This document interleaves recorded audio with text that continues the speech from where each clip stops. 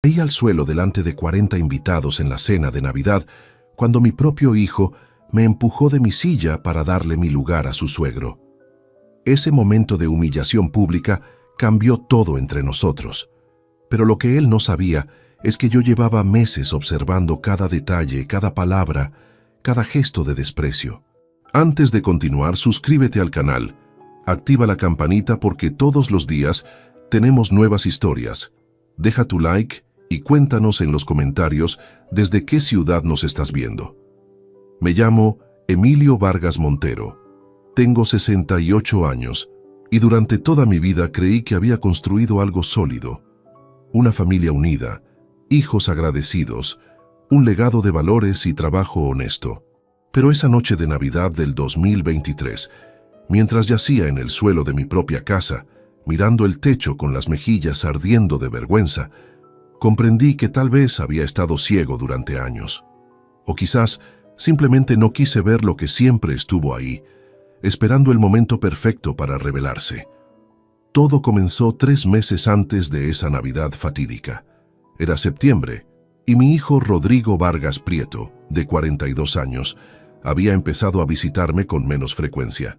Las llamadas se volvieron más cortas, más frías, más centradas en asuntos prácticos que en conversaciones de padre a hijo. Yo lo atribuí al estrés de su trabajo como ingeniero en una consultora de Barcelona. Debe estar bajo mucha presión, me decía a mí mismo mientras preparaba el café, que ya nadie vendría a tomar conmigo. Es normal, tiene una familia que mantener, responsabilidades. Siempre fui bueno encontrando excusas para mis hijos, especialmente para Rodrigo, mi primogénito. Enviudé en marzo del 2020, justo cuando el mundo se detenía por la pandemia. Mi esposa Clara murió de cáncer después de 2 años de lucha, y esos meses de confinamiento, velándola en casa, cambiaron algo fundamental en mí. Cuando ella partió, me quedé en esta casa de Salamanca que habíamos comprado juntos en 1985, rodeado de recuerdos y de un silencio que a veces resultaba ensordecedor. Rodrigo y su hermano menor Pablo, de 38 años, fueron mi sostén durante aquellos días oscuros, o al menos eso creí. Los 3 años siguientes los dediqué a reconstruirme. Mantenía la casa impecable, cuidaba el pequeño jardín que tanto le gustaba a Clara, visitaba a mi nieta Adriana cada 2 semanas y trataba de no ser una carga para mis hijos. Nunca pedí nada, nunca reclamé atención, simplemente estaba ahí, disponible cuando me necesitaran, discreto cuando no. Esa había sido siempre mi forma de amar, en silencio, sin aspavientos, trabajando duro para darles todo lo que yo nunca tuve. En octubre del 2023, Rodrigo vino a visitarme un domingo por la tarde. Traía a Adriana, que entonces tenía 8 años y era la luz de mis ojos. Mientras la niña jugaba en el jardín, mi hijo se sentó en el sofá con esa postura tensa que ya empezaba a reconocer como señal de que algo le molestaba. «Papá», me dijo sin mirarme directamente, «Beatriz y yo estamos pensando en comprar una casa más grande. El apartamento se nos quedó pequeño». Su esposa, Beatriz Sánchez Molina, trabajaba como contadora y siempre me había parecido una mujer calculadora, de esas que miden cada palabra antes de pronunciarla. «Eso es maravilloso, hijo», respondí con genuina alegría. «Una familia en crecimiento necesita espacio. ¿En qué zona están buscando?» Rodrigo se removió incómodo en el asiento. «En Pedralbes, cerca de los padres de Beatriz». Asentí, aunque sentí una punzada extraña en el pecho. Los padres de Beatriz. Gonzalo Sánchez Ruiz, un empresario exitoso del sector inmobiliario, y su esposa Mariana, siempre tan elegantes, tan refinados, tan distintos a mí con mis manos callosas de mecánico jubilado. No dije nada más ese día. Simplemente observé cómo mi hijo evitaba profundizar en el tema, cómo cambiaba de conversación apenas podía, cómo se marchó más temprano de lo habitual. Esa noche, sentado en mi sillón favorito con una taza de café ya frío entre las manos, empecé a repasar mentalmente los últimos meses.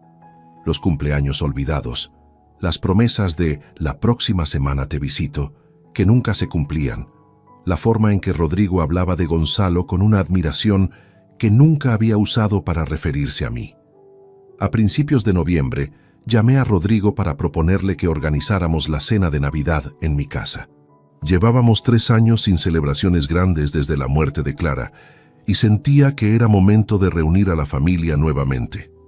«Yo me encargo de todo», le dije con entusiasmo. «La comida, la decoración, los regalos para Adriana. Solo tienen que venir y disfrutar».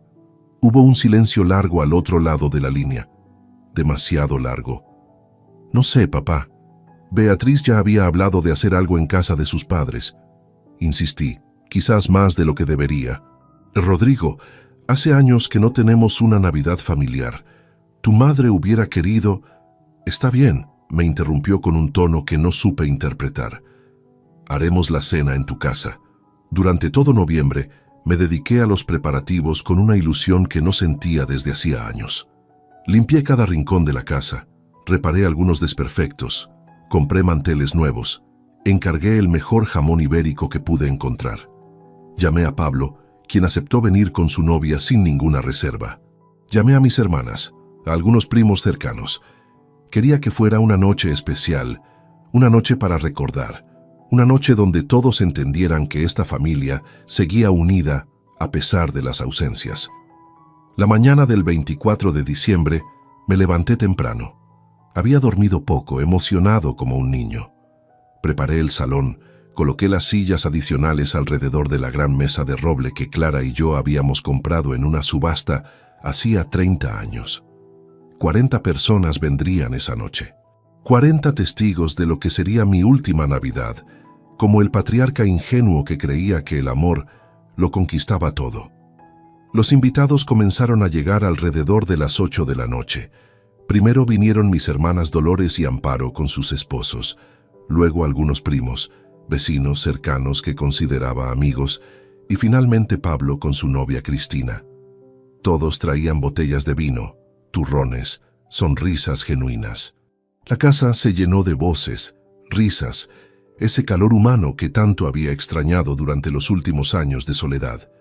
Yo me movía entre los invitados sirviendo aperitivos, asegurándome de que todos tuvieran copas llenas, sintiendo por primera vez en mucho tiempo que mi hogar volvía a tener vida. Eran las 9:15 cuando escuché el timbre. Abrí la puerta y ahí estaba Rodrigo con Beatriz, Adriana y los padres de ella, Gonzalo y Mariana. Mi hijo llevaba un traje oscuro que no le había visto antes, seguramente caro, y Beatriz lucía un vestido azul marino que brillaba bajo las luces del portal. Gonzalo vestía impecablemente como siempre, con ese aire de hombre que está acostumbrado a que las puertas se abran a su paso. «Perdón por el retraso, papá», dijo Rodrigo sin realmente mirarme a los ojos. Tuvimos que pasar a recoger a Gonzalo y Mariana. Los recibí con la mejor de mis sonrisas. Ayudé a Adriana con su abrigo. Saludé cortésmente a mis consuegros, aunque nunca habíamos tenido una relación cercana. Gonzalo me estrechó la mano con esa firmeza excesiva de quien necesita demostrar algo constantemente, y Mariana me besó el aire cerca de las mejillas, murmurando un saludo apenas audible. Noté cómo sus ojos recorrían la entrada de mi casa, el papel pintado que databa de los años 90, las fotografías enmarcadas de Clara, el perchero de madera maciza que yo mismo había restaurado.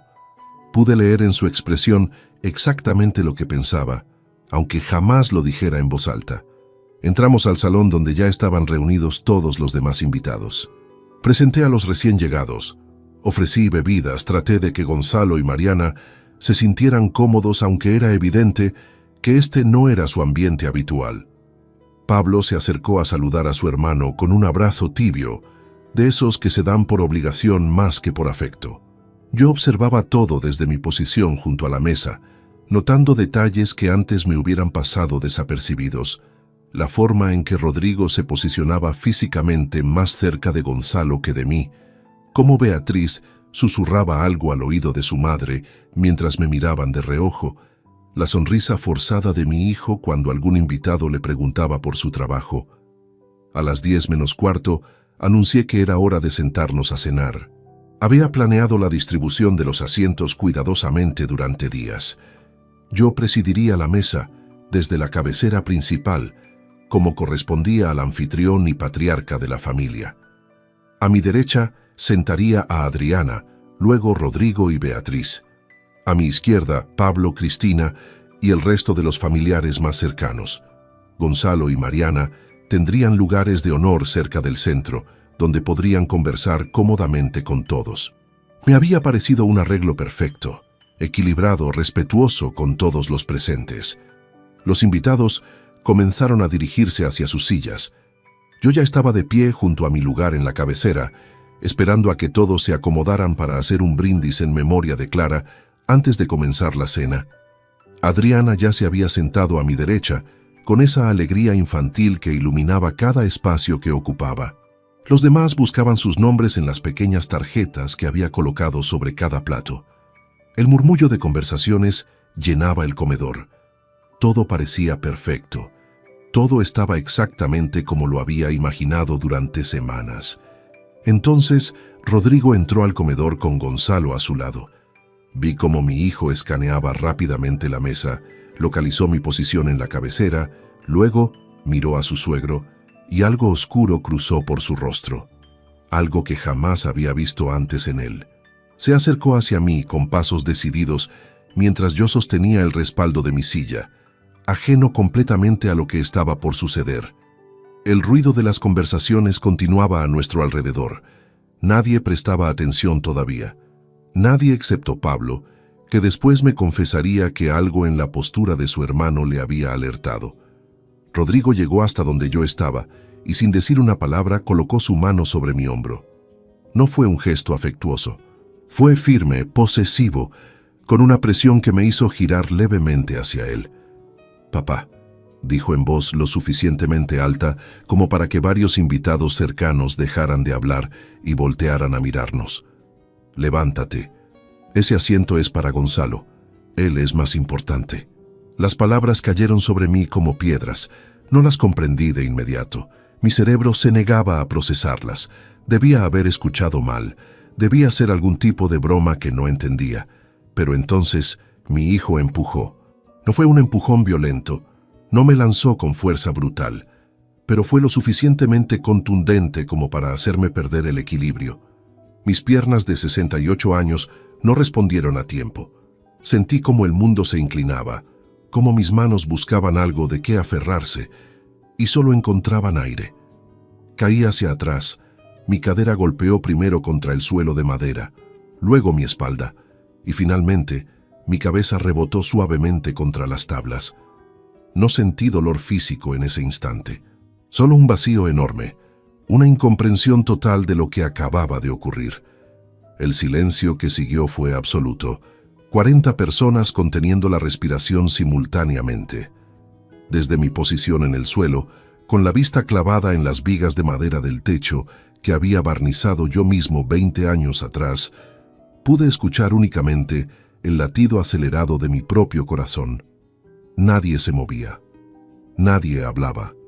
Era como si todos hubieran quedado congelados en una fotografía de la incredulidad. Giré lentamente la cabeza y vi los rostros. Mis hermanas con las manos en la boca, Pablo dando un paso hacia mí, pero deteniéndose a medio camino sin saber qué hacer, los primos con expresiones de horror, Beatriz mirando hacia otro lado como si no hubiera presenciado nada. Y entonces vi a Gonzalo. Se acercó a la cabecera de la mesa, a mi lugar, y se sentó con naturalidad, como si ese hubiera sido siempre el plan. Incluso sonrió levemente mientras acomodaba su servilleta sobre el regazo. Mariana ocupó rápidamente el asiento a su derecha. Rodrigo permaneció de pie junto a la silla, ahora ocupada por su suegro, mirándome desde arriba con una expresión que mezclaba desafío y algo parecido a la vergüenza mal disimulada. «Tu lugar está allá», dijo señalando una silla en el extremo opuesto de la mesa, en la esquina, el peor asiento de todos, donde apenas llegaría la luz de las velas centrales. Me quedé en el suelo, quizás 10 segundos más. Nadie vino a ayudarme. Ni siquiera Pablo se atrevió a romper esa parálisis colectiva. Lentamente, muy lentamente, apoyé las manos contra la madera y me levanté. Sentí cada uno de mis 68 años pesando sobre mis huesos. Me sacudí el polvo inexistente de los pantalones, Alicé mi camisa con manos que temblaban apenas perceptiblemente y caminé hacia el asiento que mi hijo me había asignado, el que correspondía al invitado menos importante, al que podía ser olvidado sin consecuencias. Me senté en aquella esquina mientras las conversaciones comenzaban a reanudarse poco a poco, incómodas, forzadas, con un tono demasiado alegre que buscaba borrar lo que todos acabábamos de presenciar. Adriana me miraba desde su lugar con lágrimas en los ojos, sin entender qué había pasado. Yo le sonreí y le guiñé un ojo, aunque por dentro algo acababa de romperse de forma irreparable. La cena transcurrió en una atmósfera extraña, cargada de una tensión que todos fingían no percibir. Desde mi rincón oscuro podía observar la mesa completa como si fuera un espectador ajeno a mi propia vida. Los platos iban y venían. El jamón ibérico que había comprado con tanto cuidado pasaba de mano en mano. El vino fluía generosamente, pero yo apenas probaba bocado. No por falta de apetito, sino porque algo dentro de mí había entrado en un estado de alerta máxima, analizando cada gesto, cada palabra, cada mirada que se intercambiaba en aquella mesa que debería haber sido mía. Rodrigo había tomado el control de la velada con una naturalidad desconcertante. Desde su posición junto a Gonzalo, contaba anécdotas de sus proyectos laborales, brindaba constantemente en honor a su suegro, se reía con esa risa forzada que utilizan las personas cuando necesitan demostrar felicidad ante un público. Beatriz lo secundaba en todo, asentía a cada comentario de su marido, miraba a su padre con adoración evidente. Era como presenciar una obra de teatro donde todos los actores conocían sus líneas excepto yo, que permanecía fuera del escenario sin siquiera saber que había un guión. En determinado momento, Rodrigo se puso de pie con una copa en la mano. El murmullo de conversaciones se apagó gradualmente. «Quiero hacer un brindis», anunció con voz firme, casi solemne, «por Gonzalo Sánchez Ruiz, un hombre que construyó un imperio desde cero, que nos ha enseñado el verdadero significado del éxito, que representa todo lo que un hombre debe aspirar a ser».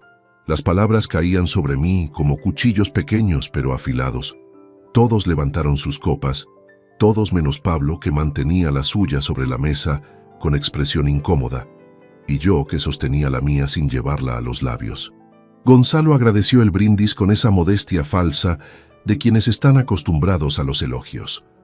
Habló brevemente sobre sus inicios en el sector inmobiliario en los años 80, sobre las dificultades superadas, sobre la importancia de la ambición y la visión empresarial. Nadie mencionó mi nombre. Nadie recordó que yo también había construido algo desde cero. Una oficina mecánica que mantuve durante 35 años, que dio trabajo a 8 familias, que me permitió criar a 2 hijos y enviarlos a la universidad. Pero claro, una oficina mecánica no es un imperio inmobiliario. Un mecánico no usa trajes de diseñador ni aparece en revistas de negocios. Después del brindis, Rodrigo regresó a su asiento y continuó la conversación con su suegro sobre inversiones, mercados, oportunidades financieras.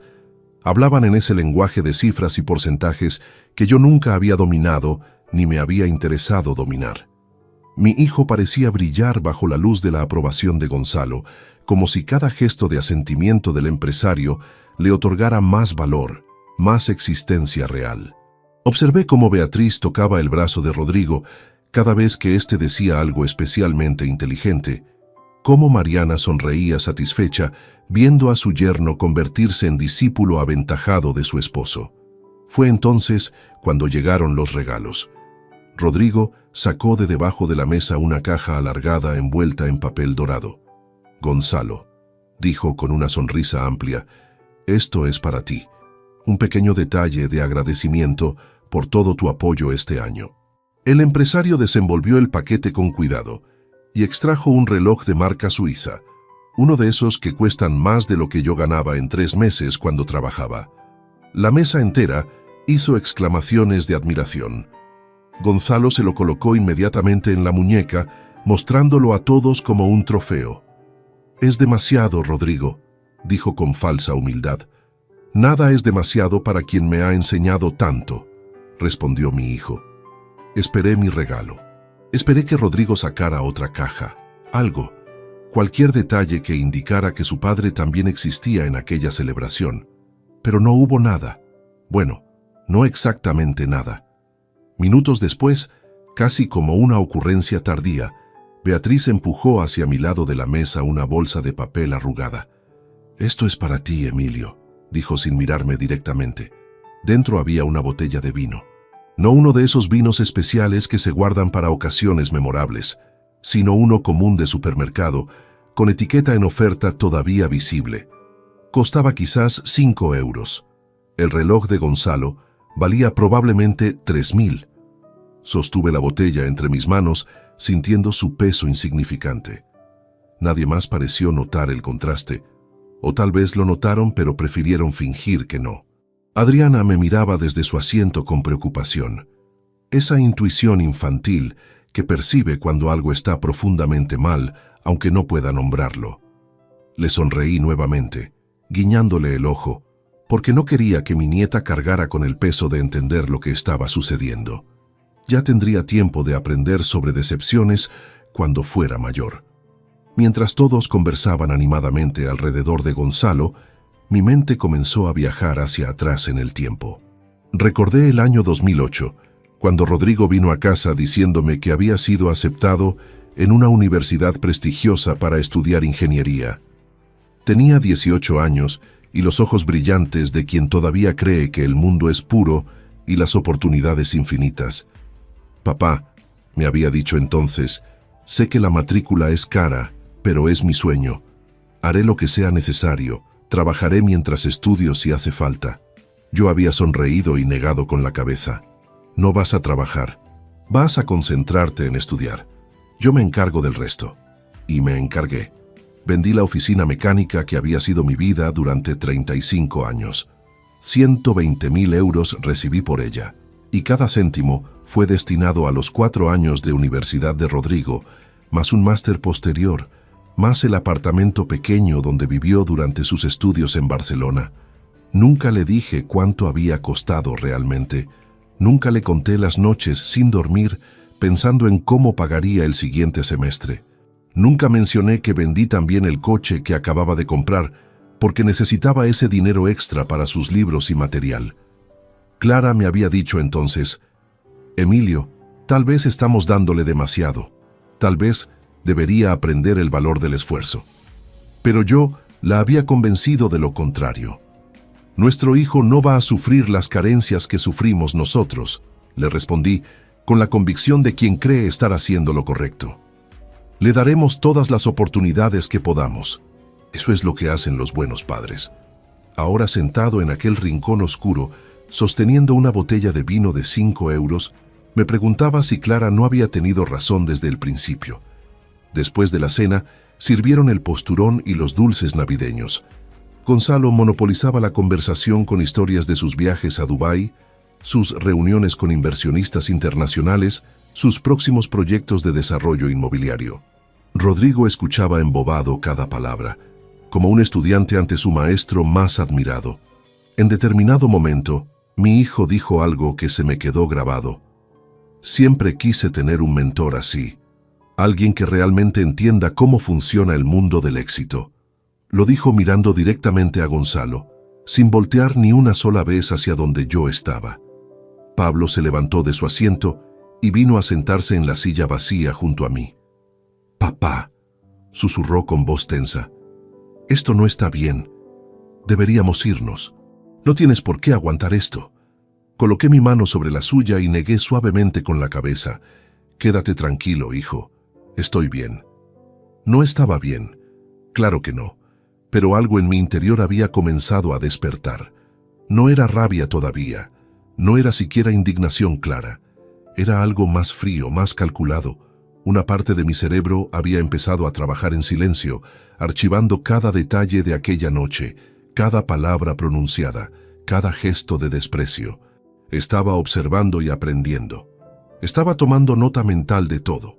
La velada terminó pasada la medianoche. Los invitados comenzaron a despedirse con abrazos incómodos y promesas de «nos vemos pronto», que sonaban huecas. Gonzalo y Mariana fueron los primeros en marcharse, seguidos por Rodrigo, Beatriz y Adriana. Mi hijo se acercó a darme un beso mecánico en la mejilla. «Gracias por la cena, papá», dijo, como quien cumple un trámite obligatorio. Adriana me abrazó con fuerza, susurrando un «te quiero, abuelo», que fue lo único genuino de toda la noche. Cuando finalmente se fueron todos y cerré la puerta, me quedé en el recibidor en absoluto silencio. No dormí aquella noche. Me senté en el sillón del salón sin siquiera quitarme la camisa, rodeado de platos sucios y servilletas arrugadas, con la botella de vino barato todavía sobre la mesa como testimonio silencioso de mi irrelevancia. La casa olía a comida fría y velas apagadas. Afuera había comenzado a llover, una de esas lluvias finas de diciembre que golpetean contra las ventanas con ritmo hipnótico. Pero yo no escuchaba la lluvia. Solo escuchaba una y otra vez las palabras de Rodrigo repitiéndose en mi cabeza. «Ese asiento es para Gonzalo, él es más importante». Al amanecer del 25 de diciembre, me levanté con una claridad mental que no había experimentado en años. No sentía autocompasión ni amargura paralizante. Sentía algo distinto, algo que me tomó horas identificar, determinación fría y calculada. Me preparé un café cargado, me di una ducha larga, me vestí con ropa limpia y me senté frente al escritorio de roble donde Clara solía pagar las facturas del hogar. Abrí el cajón inferior y saqué todas las carpetas que contenían documentos importantes acumulados durante décadas. Pasé toda la mañana revisando papeles, escrituras de propiedad, contratos antiguos, estados de cuenta bancarios, pólizas de seguro, testamento redactado 5 años atrás. Cada documento contaba una historia de trabajo honesto y planificación cuidadosa.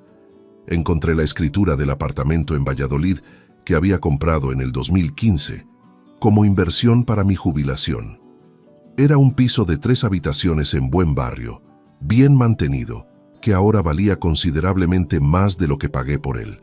También encontré el papel donde había escrito hace 2 años, durante una cena familiar, mi promesa de transferirle ese apartamento a Rodrigo cuando cumpliera los 70 años. El testamento estaba allí también, meticulosamente organizado en una carpeta azul. Lo había redactado con el abogado Javier Ortega Blanco en el 2019, poco antes de que Clara enfermara gravemente. 80% de mis bienes para Rodrigo como primogénito, 20% para Pablo. Así funcionaban las cosas en familias tradicionales como la nuestra, o al menos eso creía yo entonces. Ahora esas cifras me parecían obscenas, un regalo generoso otorgado a quien claramente no lo valoraba ni lo merecía. Guardé el testamento nuevamente en su carpeta sin modificar nada todavía. Primero necesitaba pensar, analizar, planear cada movimiento con precisión quirúrgica. Saqué también las libretas donde Clara registraba meticulosamente todos los gastos familiares, desde que nos casamos en 1977. Mi esposa había sido obsesiva con las finanzas domésticas, anotando cada peseta primero y cada euro después. Pasé horas leyendo aquellas páginas amarillentas llenas de su letra pulcra y ordenada. Ahí estaban registrados los pagos de la Universidad de Rodrigo. Matrícula de 6.000 euros por semestre durante 4 años, más otros 3.000 por el máster. Ahí estaban las mensualidades del apartamento estudiantil, 500 euros mensuales durante 6 años. Ahí estaba todo, documentado con precisión contable. Sumé mentalmente mientras tomaba notas en un cuaderno nuevo.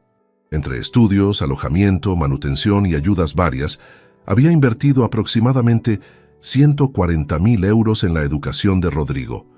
Dinero que nunca esperé recuperar, por supuesto. Un padre no invierte en sus hijos esperando devolución financiera, pero tampoco espera ser empujado al suelo delante de 40 testigos. Tampoco espera recibir una botella de 5 euros mientras su hijo regala relojes de 3.000 a otra persona. Las cuentas no cuadraban, y no me refería a las matemáticas.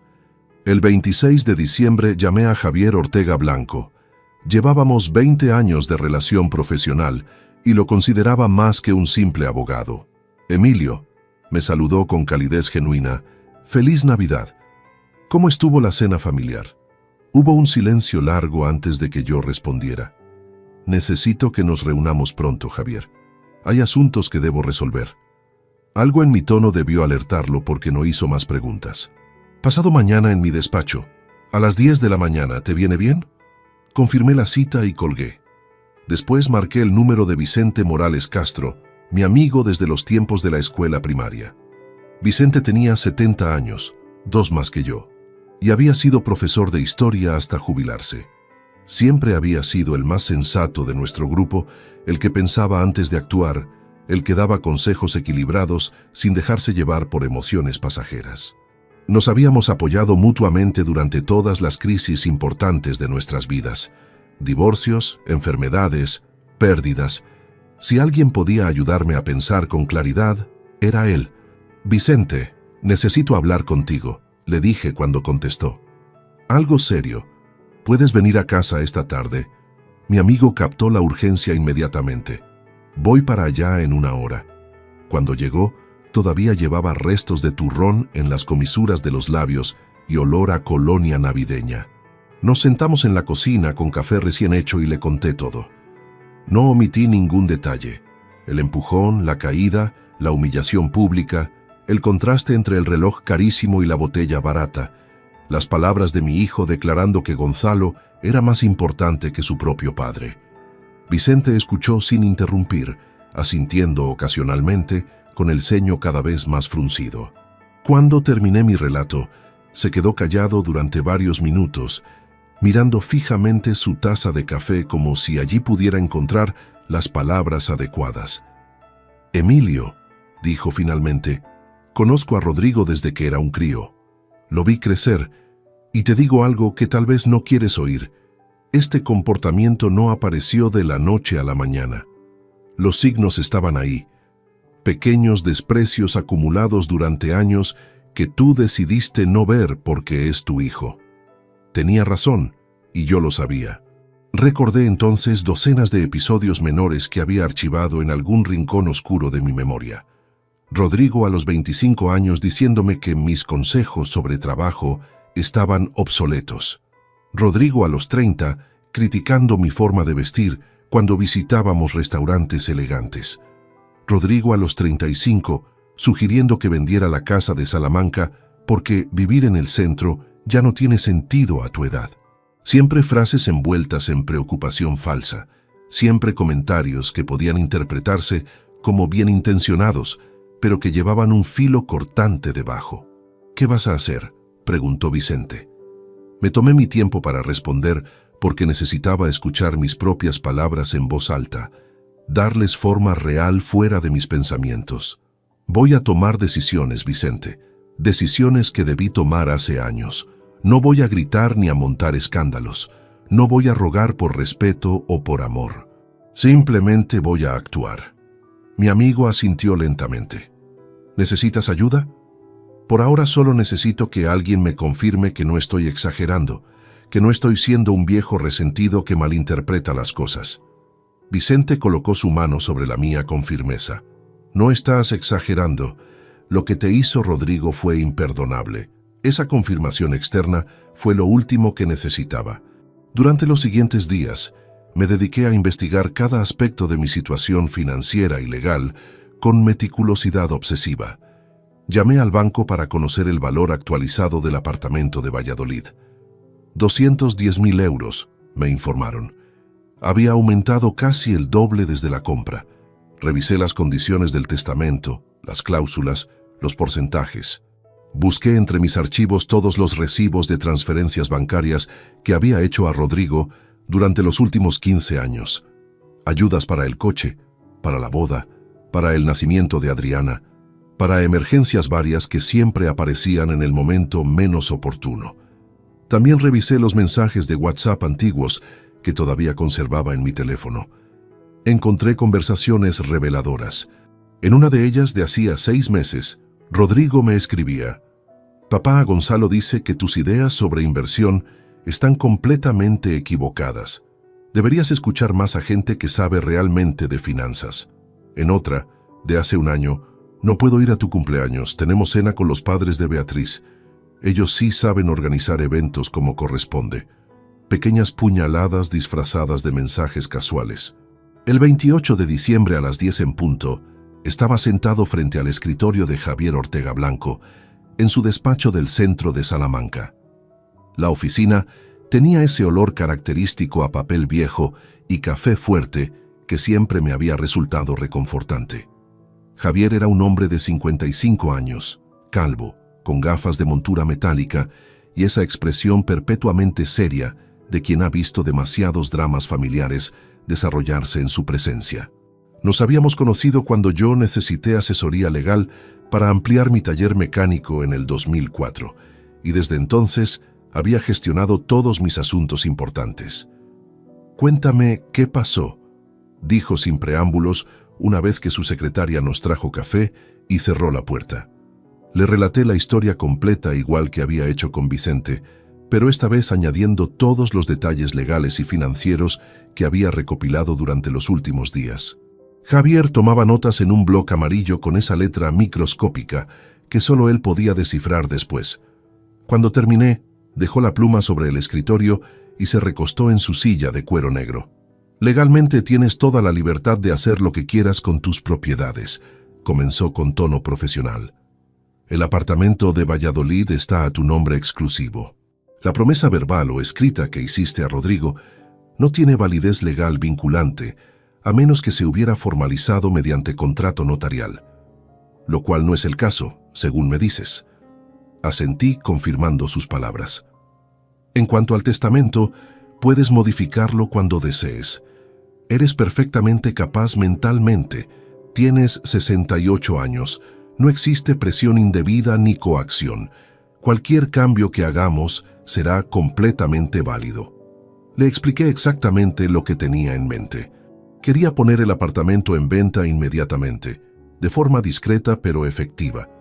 Quería modificar el testamento reduciendo drásticamente el porcentaje destinado a Rodrigo. Quería establecer un fideicomiso irrevocable para Adriana que garantizara su educación universitaria sin que sus padres pudieran tocarlo. Quería que todo se hiciera con la máxima confidencialidad posible hasta el momento adecuado. Javier escuchó cada punto con atención creciente. «Emilio», dijo después de un silencio prolongado, «voy a preguntarte algo como tu abogado, pero también como alguien que te aprecia. ¿Estás absolutamente seguro de esto? Una vez que pongas en marcha estos cambios, especialmente la venta del apartamento, no habrá vuelta atrás. Las relaciones familiares son frágiles. Esto podría romper definitivamente lo poco que queda entre tú y Rodrigo». Me quedé mirándolo directamente a los ojos antes de responder. «Ya no queda nada, Javier. Esa noche de Navidad no destruyó nuestra relación. Solo me mostró que nunca existió realmente lo que yo creía que teníamos». Procedimos entonces a la parte práctica. Javier contactó con una agencia inmobiliaria de su confianza, especializada en ventas discretas sin mucha publicidad mediática. «Tengo un cliente potencial que podría estar interesado», me comentó después de hacer algunas llamadas. «Un matrimonio que busca exactamente ese tipo de apartamento en esa zona. Podríamos cerrar una venta privada sin necesidad de anuncios públicos». «Perfecto. Entre menos gente supiera antes de tiempo, mejor». Le autoricé para proceder con las gestiones necesarias. Respecto al testamento, dedicamos casi 2 horas a revisar cada cláusula. Modifiqué el porcentaje de Rodrigo de 80 a apenas 10%.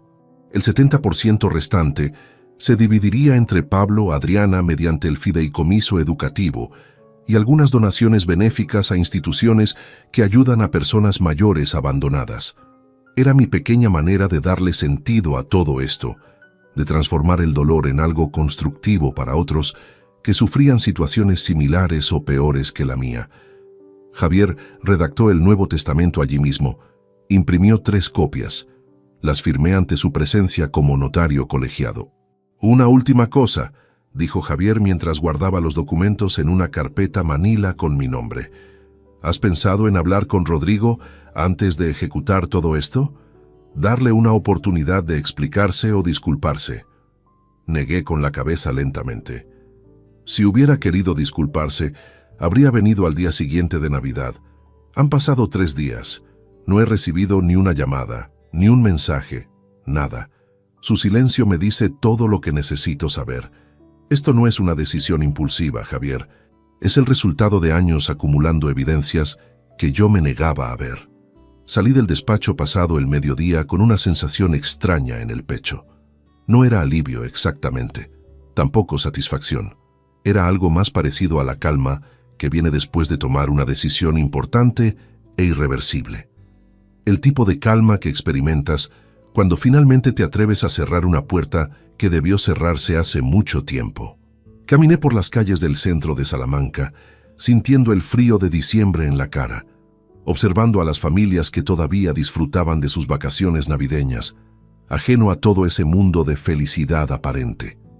Durante los siguientes días de enero del 2024, mantuve mi rutina normal con precisión deliberada. Visitaba a Adriana los martes y jueves como siempre había hecho. La llevaba al parque, le compraba helado incluso en pleno invierno, escuchaba sus historias sobre el colegio. Llamaba a Pablo para tomar café los domingos. Almorzaba con Vicente una vez por semana. Iba al mercado los miércoles temprano. Todo parecía exactamente igual que siempre, excepto que por dentro cada pieza de mi existencia se había reorganizado completamente. El 8 de enero, Javier me llamó con noticias. Tenemos una oferta formal por el apartamento. 210.000 euros pago al contado, sin condiciones especiales. Los compradores quieren cerrar rápido porque necesitan mudarse antes de marzo. Era exactamente lo que había esperado. Acepta la oferta, le dije sin dudar. Prepara toda la documentación necesaria. En ese momento supe que ya no había retorno posible. La maquinaria legal y administrativa que acababa de poner en movimiento seguiría su curso inexorable hasta el final. Esa misma tarde, mientras preparaba la cena en mi cocina silenciosa, sonó mi teléfono. Era Rodrigo. Su nombre apareció en la pantalla como acusación luminosa. Dejé que sonara 4 veces antes de contestar. «Hola, papá», dijo con tono casual, como si nada hubiera pasado, como si la Navidad hubiera sido perfectamente normal. «¿Cómo estás? Hace días que no hablamos». La hipocresía en su voz me resultó casi ofensiva. «Estoy bien, Rodrigo», respondí con neutralidad estudiada. «¿Necesitas algo?» Hubo una pausa incómoda. «En realidad llamaba para ver si querías venir a cenar el domingo. Beatriz va a preparar cordero». Rechacé la invitación con una excusa vaga sobre compromisos previos. Rodrigo insistió un poco, pero sin verdadera convicción. «Bueno, otro día entonces. Por cierto, estaba pensando en pasar por el apartamento de Valladolid la próxima semana para ver qué reparaciones menores podríamos hacer. Ya sabes, para cuando lo heredes y decidas mudarte o venderlo». Ahí estaba, la verdadera razón de su llamada. Seguía creyendo que ese apartamento era prácticamente suyo. «No te molestes en ir», le dije manteniendo mi voz perfectamente controlada. «Yo me encargo de todo lo relacionado con esa propiedad». Volvió a insistir, pero corté la conversación con amabilidad fría. Cuando colgué, me quedé mirando el teléfono durante largo rato. Rodrigo no había mencionado la Navidad ni una sola vez. No había preguntado si me sentí mal por la caída. No había ofrecido explicación alguna por su comportamiento. Simplemente había llamado para asegurarse de que su futura herencia seguía intacta y esperándolo pacientemente. El 15 de enero, la inmobiliaria colocó una discreta placa de «Se vende» en el portal del apartamento de Valladolid, más como formalidad legal que como verdadero anuncio publicitario, dado que la venta ya estaba prácticamente cerrada. Javier me había explicado que necesitaban hacer esta notificación oficial durante al menos una semana antes de proceder con la firma definitiva ante notario. «Es poco probable que alguien lo note», me había dicho. «Valladolid no es precisamente donde tu familia suele moverse, pero el destino tiene formas curiosas de acelerar las cosas». El 18 de febrero, exactamente 3 semanas después de colocar la placa, recibí una llamada de Rodrigo a las 9 de la mañana. No era su horario habitual para contactarme. Normalmente esperaba hasta la tarde, después del trabajo, cuando podía hablar mientras conducía de vuelta a casa. Pero aquella mañana su nombre apareció en mi pantalla con insistencia urgente. Contesté al tercer timbrazo, preparándome mentalmente para lo que sabía que vendría. ¿Qué demonios está pasando con el apartamento? Su voz sonaba alterada, con ese tono agudo que adoptaba cuando perdía el control de una situación. No hubo saludo previo, no hubo cortesía básica, solo acusación directa. «Buenos días, Rodrigo», respondí con calma deliberada, sirviendo mi café matutino como si esta fuera una conversación ordinaria sobre el clima. «No entiendo tu pregunta». «¿Qué apartamento?». La pregunta fingida lo irritó aún más. «El de Valladolid, el que me prometiste. Fui esta mañana a verlo porque quería medir algunas cosas para planificar reformas futuras y hay una maldita placa de se vende en el portal. ¿Me vas a explicar qué significa eso?». Tomé un sorbo de café antes de responder, dejando que el silencio se extendiera lo suficiente como para que él sintiera mi indiferencia. Significa exactamente lo que dice. Estoy vendiendo el apartamento. Otro silencio, este lleno de incredulidad pura. No puedes venderlo, me lo prometiste. Dijiste que sería mío cuando cumpliera 70 años. Tengo esa promesa por escrito. Su voz había subido una octava completa. Podía imaginarlo perfectamente. De pie en medio de la calle frente al edificio, con el rostro enrojecido, gesticulando violentamente mientras los transeúntes lo miraban con curiosidad. Una promesa no es un contrato legal, Rodrigo. El apartamento está a mi nombre. Soy libre de hacer con él lo que considere apropiado, y he considerado apropiado venderlo. Esto es una locura. ¿Por qué harías algo así? ¿Es por lo de Navidad? ¿Sigues molesto por esa tontería? La palabra tontería resonó en mi oído como una bofetada verbal. Así definía él lo que me había hecho. Una tontería. No una humillación devastadora, no un acto de desprecio público hacia su propio padre. Una simple tontería que yo debería haber superado ya como adulto maduro y razonable. «No estoy molesto, hijo», respondí con frialdad glacial. «Simplemente estoy tomando decisiones sobre mi patrimonio, basándome en nueva información sobre prioridades y valores». Rodrigo comenzó a hablar atropelladamente, su pánico haciéndose cada vez más evidente. «Papá, espera, no vendas todavía. Podemos hablar de esto. Ven a casa este fin de semana. Beatriz preparará tu comida favorita. Adriana te extraña. Podemos discutir todo esto con calma». Era fascinante cómo ahora sí mencionaba a mi nieta, utilizándola como herramienta de manipulación emocional. «No hay nada que discutir. La venta ya está prácticamente cerrada. Los nuevos propietarios firmarán escrituras en 2 semanas. No puedes hacer esto». Su voz se quebró ligeramente, una mezcla de rabia y desesperación. Tenía planes para ese apartamento. Beatriz y yo pensábamos mudarnos allí eventualmente. Ya se lo había dicho a Gonzalo. ¿Qué voy a decirle ahora? Ahí estaba la verdad desnuda. No le preocupaba perder el apartamento por valor sentimental o por planes genuinos de futuro. Le preocupaba quedar mal frente a Gonzalo, su nuevo padre adoptivo, el hombre que realmente importaba en su vida ahora. «Dile la verdad, que el apartamento nunca fue tuyo y que tu padre decidió venderlo. Simple». Colgué antes de que pudiera responder. Mi mano no temblaba al dejar el teléfono sobre la mesa. Durante los siguientes minutos, permanecí sentado en mi cocina mirando por la ventana, hacia el pequeño jardín donde Clara solía plantar geranios cada primavera. El teléfono vibró varias veces con mensajes de Rodrigo que no me molesté en leer. Después empezó a llamar insistentemente. 3, 4, 5 llamadas consecutivas que dejé ir directamente al buzón de voz. Alrededor de las 2 de la tarde, cuando yo preparaba un almuerzo sencillo de tortilla francesa con ensalada, sonó el timbre de mi casa. No esperaba visitas. Miré por la mirilla y vi a Beatriz parada en el umbral con expresión entre suplicante y calculadora. Llevaba un abrigo gris elegante y sostenía a Adriana de la mano. Mi nieta miraba hacia el suelo con incomodidad evidente. Abrí la puerta, sintiendo una mezcla de ternura por la pequeña y rechazo anticipado por lo que sabía que vendría. «Emilio», dijo Beatriz con voz endulzada artificialmente. «¿Podemos pasar? Adriana quería verte». La niña levantó la vista hacia mí con ojos grandes y tristes. No era tonta. A sus 8 años ya podía percibir cuando los adultos la utilizaban como escudo o como arma. Le sonreí cálidamente y abrí la puerta completamente. Por supuesto. Pasen.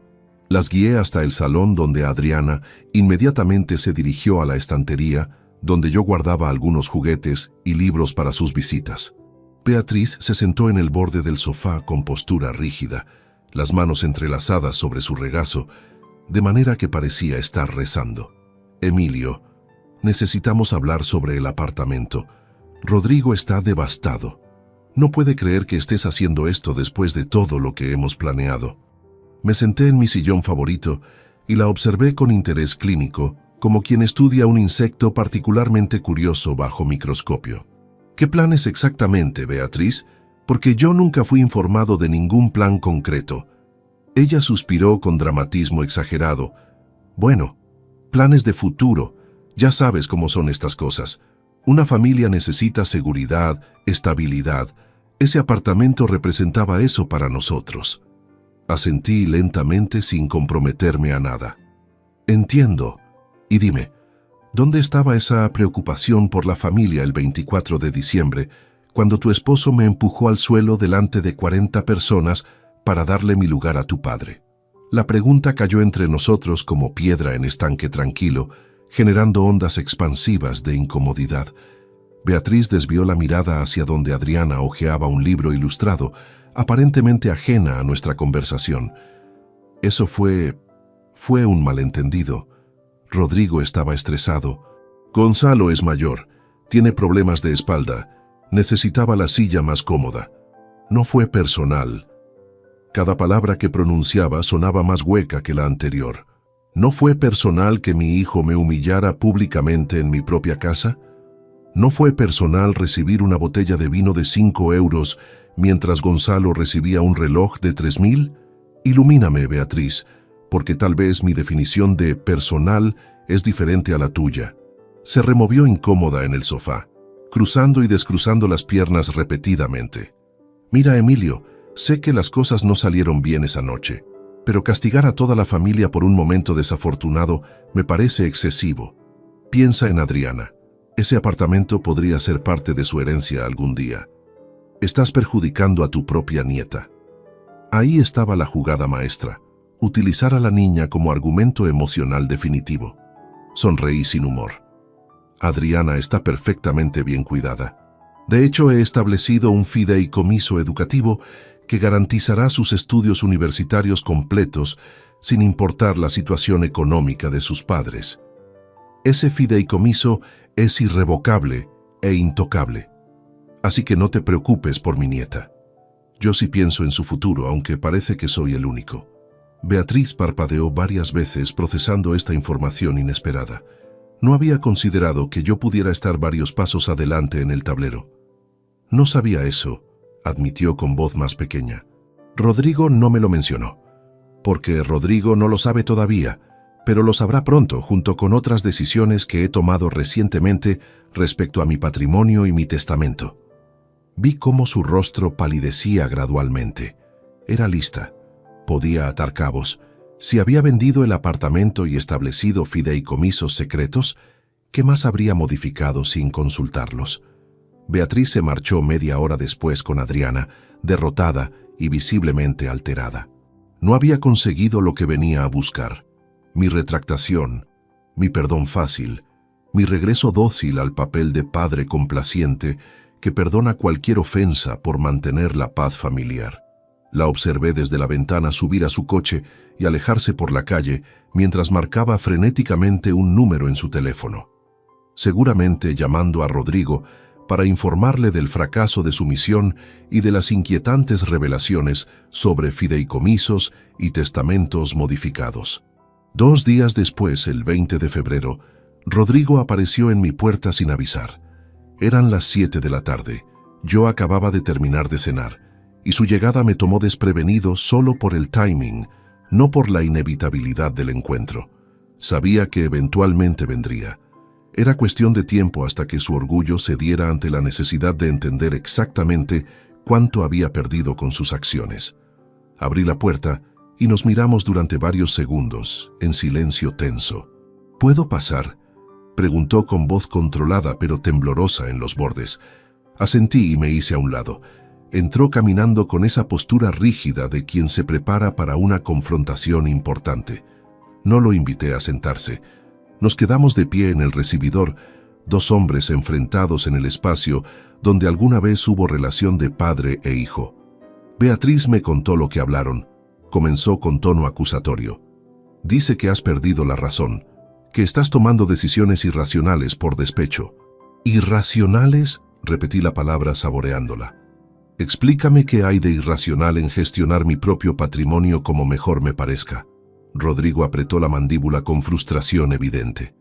Papá, entiendo que estés molesto por lo de Navidad. Fue un error de juicio. Pero esto que estás haciendo es desproporcionado. Vender el apartamento que me prometiste, cambiar tu testamento, establecer fideicomisos sin consultarnos. ¿De verdad vas a destruir todo por un malentendido? La palabra malentendido flotó entre nosotros como insulto adicional. No hubo malentendido, Rodrigo. Hubo una elección clara y deliberada de tu parte. Elegiste empujarme al suelo para darle mi lugar a Gonzalo Sánchez. Elegiste declarar públicamente que él es más importante que yo. Elegiste regalarle un reloj de 3.000 euros mientras a mí me dabas vino de supermercado. No fueron accidentes. Fueron decisiones conscientes que revelan exactamente cómo me valoras. Gonzalo ha sido como un mentor para mí, explotó finalmente, su máscara de control resquebrajándose. Me ha enseñado sobre negocios, inversiones, cómo tener éxito real en la vida. Cosas que tú nunca pudiste enseñarme porque pasaste toda tu vida en un taller mecánico sin ambición de crecer. ¿Querías que fingiera que eso no importa? ¿Querías que te tratara como si tuvieras las mismas lecciones que ofrecer?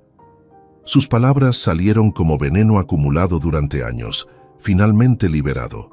Me quedé mirándolo con calma absoluta, aunque cada frase era como recibir cuchilladas precisas en lugares vulnerables. Ahí está la verdad, dije suavemente. Por fin la honestidad que necesitaba escuchar. Tienes razón, Rodrigo. Yo solo fui un mecánico sin ambición. Solo vendí mi negocio de 35 años para pagarte una universidad privada que costó 6.000 euros por semestre durante 4 años. Solo trabajé turnos dobles para que tuvieras apartamento propio mientras estudiabas. Solo sacrifiqué todo para que pudieras tener las oportunidades que yo nunca tuve. Pero claro, eso no cuenta como éxito real, ¿verdad? Rodrigo retrocedió medio paso, como si mis palabras tuvieran peso físico. No quise decir eso exactamente. Estás tergiversando. No estoy tergiversando nada. Estoy repitiendo textualmente lo que acabas de decir. Y agradezco tu honestidad porque confirma que tomé las decisiones correctas. Caminé hacia el salón y saqué de un cajón varios documentos que había preparado anticipando este momento. Rodrigo me siguió con pasos vacilantes. Coloqué los papeles sobre la mesa de centro uno por uno, como quien despliega cartas ganadoras en una partida de póker. Este es el contrato de venta del apartamento de Valladolid. Firmado hace 3 días.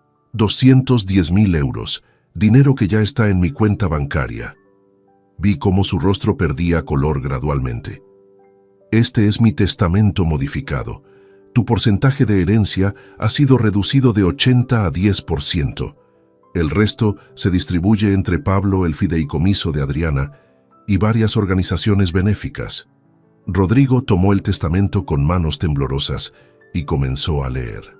Sus ojos se movían frenéticamente sobre las líneas mientras procesaba la magnitud de lo que estaba viendo. «No puedes hacer esto», susurró sin convicción. «Ya lo hice», respondí con firmeza tranquila. «Todo es completamente legal. Javier Ortega lo redactó y certificó. Estoy en plenas facultades mentales. No existe coacción ni presión indebida. Es mi derecho modificar mi testamento cuando lo considere necesario». ¿10%? Su voz sonaba hueca, incrédula. ¿Me dejas solo 10% después de ser tu hijo durante 42 años? Te dejo 10% después de que me empujaras al suelo y declararas que otra persona es más importante que tu padre. Después de años de desprecios acumulados que elegí ignorar. Después de priorizar constantemente a Gonzalo sobre mí en cada decisión y conversación. 10% me parece generoso considerando todo eso. Rodrigo dejó caer el testamento sobre la mesa como si quemara. Esto es venganza. Pura venganza mezquina. Negué con la cabeza lentamente. No es venganza, es consecuencia. Hay una diferencia fundamental que aparentemente nunca aprendiste. Las acciones tienen consecuencias, Rodrigo. No puedes tratar a las personas con desprecio y esperar que te recompensen con herencias generosas. No puedes humillar a tu padre públicamente y luego exigir que te regale propiedades. El mundo real no funciona así. Gonzalo tenía razón sobre ti, escupió con rabia resurgente. Siempre dijo que eras un hombre pequeño, sin visión, aferrado a valores obsoletos. Dijo que tu problema es que nunca entendiste cómo funciona el éxito verdadero. Las palabras de Gonzalo, pronunciadas por mi hijo, dolían más que cualquier acción directa. ¿Y cuál es ese éxito verdadero según tu mentor? ¿Acumular dinero pisoteando a quien sea necesario? ¿Enseñarle a tu yerno a despreciar a su propio padre? Gonzalo me ha dado más en 5 años que tú en toda mi vida, continuó Rodrigo con voz quebrándose entre rabia y algo parecido a desesperación. Conexiones, oportunidades, una visión de lo que puedo llegar a ser. Tú solo me diste, ¿qué exactamente? ¿Lecciones sobre honestidad? ¿Valores sobre trabajo duro? Eso no paga facturas. Eso no construye imperios. Me quedé mirándolo como si viera a un extraño con la cara de mi hijo. Tienes razón nuevamente, dije con voz cansada. Yo te di cosas sin valor monetario inmediato. Educación, oportunidades, techo, comida, amor incondicional durante 42 años. Gonzalo te dio conexiones empresariales durante 5. Claramente él es superior, por eso le regalaste un reloj de 3.000 euros y a mí vino de 5. Las matemáticas son coherentes con tus prioridades. La ironía en mi voz era tan espesa que casi podía tocarse. Rodrigo caminó hasta la ventana y se quedó mirando hacia la calle con las manos en los bolsillos. Su reflejo en el cristal mostraba un hombre dividido entre orgullo herido y reconocimiento incipiente de errores cometidos. ¿Qué quieres que haga? ¿Qué esperas de mí? ¿Que me arrodille y suplique perdón? ¿Que rompa relaciones con los padres de mi esposa? ¿Que finja que Gonzalo no ha sido importante en mi desarrollo profesional? Se giró para mirarme directamente. Dime exactamente qué debo hacer para arreglar esto. Nada, respondí con simplicidad devastadora. No quiero que hagas nada. No busco disculpas tardías motivadas por pérdida financiera. No necesito performances de arrepentimiento diseñadas para recuperar herencias. Lo único que quería era respeto básico, y ese momento pasó. No se recupera después de lo ocurrido. No se repara con palabras bonitas dichas meses después, cuando descubres las consecuencias materiales de tus acciones. Rodrigo me miró con incomprensión genuina, como si hablara en idioma extranjero. Entonces esto es definitivo. No hay manera de revertirlo. No era pregunta, sino constatación amarga. Es definitivo, confirmé. El apartamento tiene nuevos dueños. El testamento está registrado oficialmente. El fideicomiso de Adriana es irrevocable. Todo está hecho. Caminé hacia la puerta principal y la abrí, señal clara de que la conversación había terminado.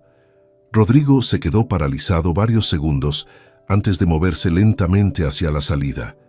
Los días siguientes a la confrontación con Rodrigo transcurrieron en una quietud engañosa. Yo mantenía mi rutina con disciplina casi militar. Desayuno a las 7, caminata matinal por el parque de la Alamedilla, compras en el mercado central los miércoles, café con Vicente los viernes. Desde afuera mi vida parecía inalterada, pero por dentro había experimentado una transformación fundamental. Ya no era el padre que esperaba ansiosamente llamadas de sus hijos. Era un hombre que había recuperado su autonomía emocional después de décadas de entregarla voluntariamente. El 25 de febrero recibí la primera llamada externa. Era mi hermana Dolores, la mayor de las dos, una mujer de 73 años, con tendencia a inmiscuirse en asuntos ajenos bajo el pretexto de preocupación familiar. Emilio, comenzó con ese tono que usaba cuando se preparaba para dar sermones, acabo de hablar con Rodrigo. Me contó lo del apartamento y el testamento. ¿Te has vuelto loco? ¿Cómo puedes hacer algo así a tu propio hijo? Suspiré interiormente, preparándome para la avalancha de juicios que sabía vendría. Buenos días, Dolores. Estoy bien, gracias por preguntar, respondí con ironía suave. Y no me he vuelto loco. Simplemente tomé decisiones sobre mi patrimonio personal. Ella resopló con indignación. Decisiones que están destrozando a tu familia. Rodrigo está devastado. Beatriz no para de llorar. La pequeña Adriana pregunta por qué el abuelo ya no los quiere. ¿Es eso lo que buscabas? ¿Hacer sufrir a una niña inocente? La manipulación emocional usando a mi nieta era predecible, pero no por eso menos irritante. Adriana tiene un fideicomiso que garantiza su educación universitaria completa. Está mejor protegida que nunca, expliqué con paciencia forzada. Y si sufre, es porque sus padres decidieron utilizarla como arma emocional en lugar de explicarle la situación honestamente. Dolores no quedó satisfecha con mi respuesta. La familia perdona, Emilio. Así funcionan las familias. No puedes castigar a Rodrigo eternamente por un error momentáneo. Clara estaría decepcionada de verte actuando así. Mencionar a mi esposa fallecida fue cruzar una línea. No te atrevas a hablar por Clara, dije con voz endurecida. Tú no sabes qué diría ella porque no está aquí. Pero yo sí sé que ella me advirtió hace años que estaba consintiendo demasiado a Rodrigo, que lo estaba convirtiendo en alguien que esperaba todo sin dar nada a cambio. Tal vez debí escucharla entonces. Hubo silencio incómodo al otro lado de la línea. Eres un hombre terco y amargado, sentenció finalmente antes de colgar. Al día siguiente, llamó mi hermana Amparo, obviamente coordinada con Dolores en una estrategia de presión familiar conjunta. Ella adoptó un enfoque diferente. Suavidad maternal, apelación a la razón, recordatorios de buenos momentos pasados. Emilio, cariño, sé que estás herido. Lo que pasó en Navidad fue terrible, pero Rodrigo es tu hijo. La sangre es más fuerte que cualquier ofensa. Dale tiempo para madurar, para entender sus errores. Retira esas modificaciones legales antes de que sea demasiado tarde para reparar la relación. Ya es demasiado tarde, respondí con certeza absoluta. El daño no está en la acción única de Navidad, sino en la revelación de quién es realmente Rodrigo cuando cree que puede actuar sin consecuencias. Me mostró su verdadero rostro, Amparo, y ahora que lo he visto, no puedo fingir que no existe. Ella intentó argumentar durante 20 minutos más, pero eventualmente se rindió, no sin antes declararme egoísta e incapaz de perdonar. Aparentemente en el vocabulario familiar, establecer límites equivalía a egoísmo imperdonable. Durante marzo, las llamadas continuaron con regularidad deprimente. Primos que hacía años no contactaban súbitamente se preocupaban por mi bienestar mental. Antiguos vecinos opinaban sobre la importancia del perdón cristiano. Incluso el párroco de la iglesia donde Clara y yo nos casamos me abordó después de misa dominical para hablarme sobre misericordia y reconciliación familiar. Era fascinante cómo todos se convertían en expertos sobre mi situación sin conocer ni la mitad de los detalles reales. La presión social era constante, pero predecible. Lo que más me afectaba eran los silencios. Pablo seguía visitándome regularmente, pero ahora con tensión adicional. Era hermano de Rodrigo, después de todo, atrapado en medio de un conflicto familiar que no había creado. «Papá», me dijo una tarde mientras tomábamos café en mi cocina, «no te pido que perdones a Rodrigo. Entiendo por qué hiciste lo que hiciste, pero me duele ver a la familia destruida así. No hay realmente ninguna manera de encontrar punto medio. El punto medio habría sido que Rodrigo me tratara con respeto básico desde el principio», respondí mirándolo directamente. «El punto medio habría sido valorar los sacrificios que hice por él sin necesidad de compararme constantemente con Gonzalo. El punto medio se construye antes de la crisis, no después. Ahora solo quedan consecuencias de decisiones ya tomadas». Pablo asintió tristemente, aceptando mi posición aunque le doliera. «Al menos tú siempre fuiste diferente», le dije colocando mi mano sobre su hombro. «Nunca me hiciste sentir menos que». Vicente era mi único apoyo inquebrantable en medio del huracán de críticas familiares. Nos reuníamos más frecuentemente ahora, casi cada 2 días, y él simplemente escuchaba mis reflexiones sin juzgar ni presionar. La gente siempre exige perdón de las víctimas, pero nunca exigen mejores comportamientos de los agresores, comentó una tarde mientras caminábamos por el campo salmantino. Es más fácil pedirte a ti que cedas porque eres el que mantiene la calma. Pero ceder ante el abuso no es virtud, Emilio. Es cobardía disfrazada de bondad. Sus palabras me reconfortaban más de lo que podía expresar. En un mundo donde todos parecían esperar que yo fuera el adulto flexible que absorbía todo maltrato por el bien de la paz familiar, Vicente era el único que validaba mi derecho a establecer límites permanentes. ¿Crees que soy cruel?, le pregunté una noche mientras cenábamos en un pequeño restaurante del centro. Él me miró con sorpresa genuina. Cruel sería vengarte activamente. Cruel sería buscar destruir a Rodrigo. Tú simplemente retiraste privilegios que él nunca debió dar por sentados. Eso no es crueldad, es justicia. A mediados de marzo, Gonzalo Sánchez apareció inesperadamente en la ecuación. Recibí una carta formal en papel membretado de su empresa inmobiliaria. La abrí con curiosidad mórbida, preguntándome qué podría tener que decirme el hombre que había ocupado mi silla aquella noche fatídica. La carta era breve, pero reveladora. Estimado señor Vargas, he sabido de las recientes dificultades familiares entre usted y Rodrigo. Como empresario y padre yo mismo, entiendo la importancia de mantener relaciones armoniosas. Quizás podríamos reunirnos para discutir una solución beneficiosa para todos. Atentamente, Gonzalo Sánchez Ruiz.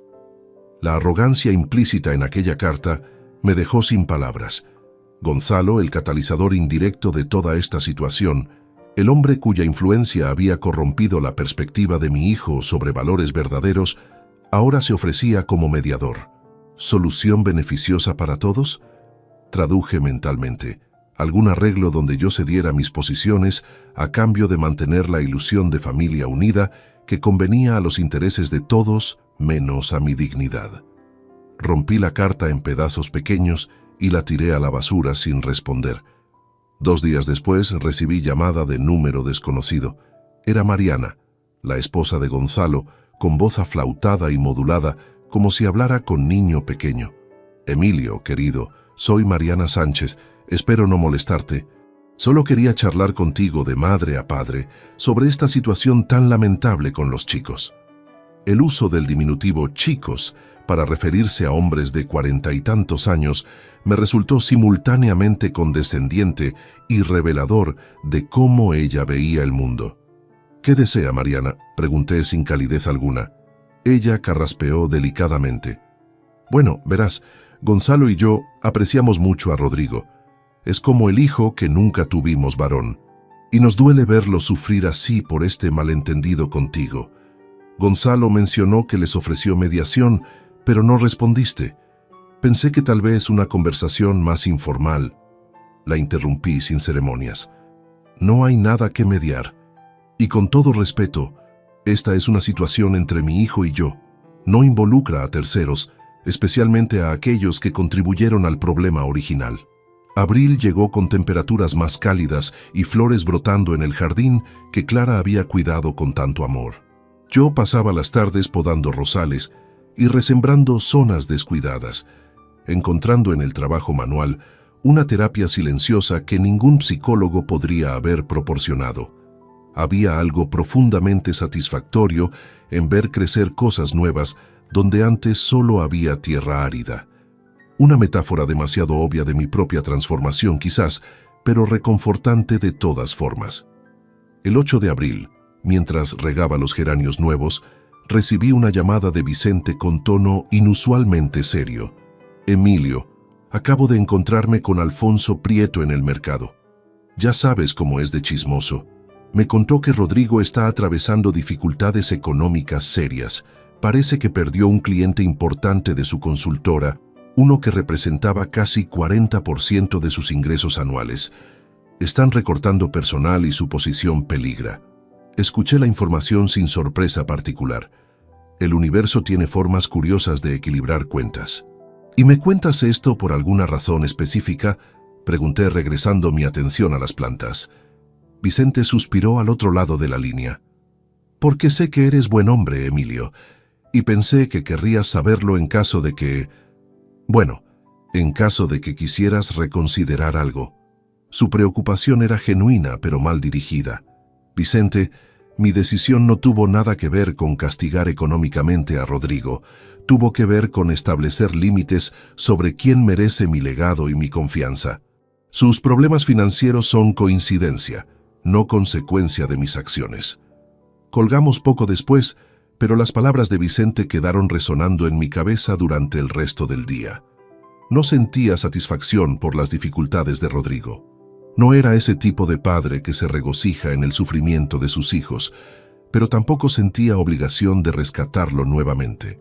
Durante 42 años había sido su red de seguridad constante, siempre ahí para amortiguar cada caída, para solucionar cada crisis financiera. Tal vez era momento de que aprendiera a resolver sus propios problemas sin esperar que papá abriera la billetera automáticamente.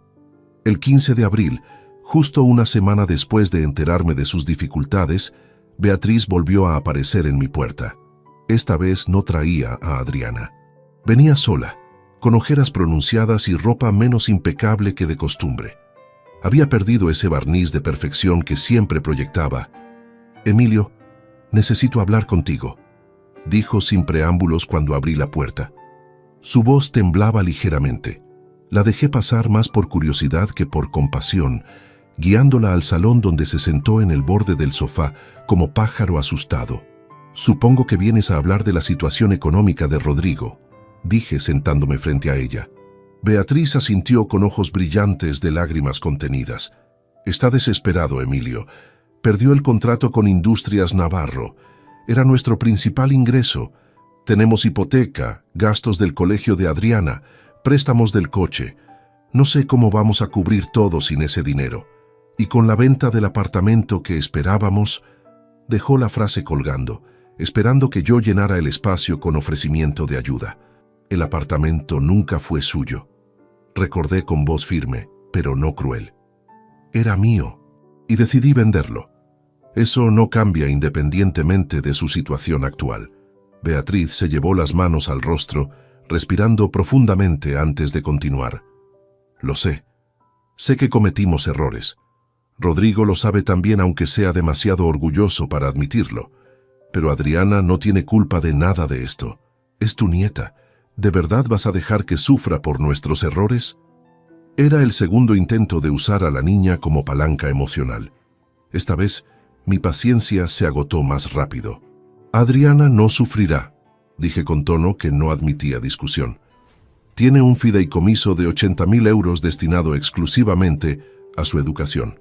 Cubrirá universidad completa, posgrados si los necesita, materiales, alojamiento estudiantil, todo. Esa niña está mejor protegida financieramente que la mayoría de los menores de su edad. Lo que están enfrentando ustedes es problema de adultos causado por decisiones de adultos. No involucren a Adriana en esto. Beatriz me miraba con mezcla de sorpresa y algo parecido a resentimiento. 80.000 euros para ella, pero nada para nosotros, murmuró casi para sí misma. ¿Sabes cuánto nos ayudaría aunque fuera la mitad de eso? Podríamos saldar deudas, respirar un poco mientras Rodrigo busca nuevos clientes.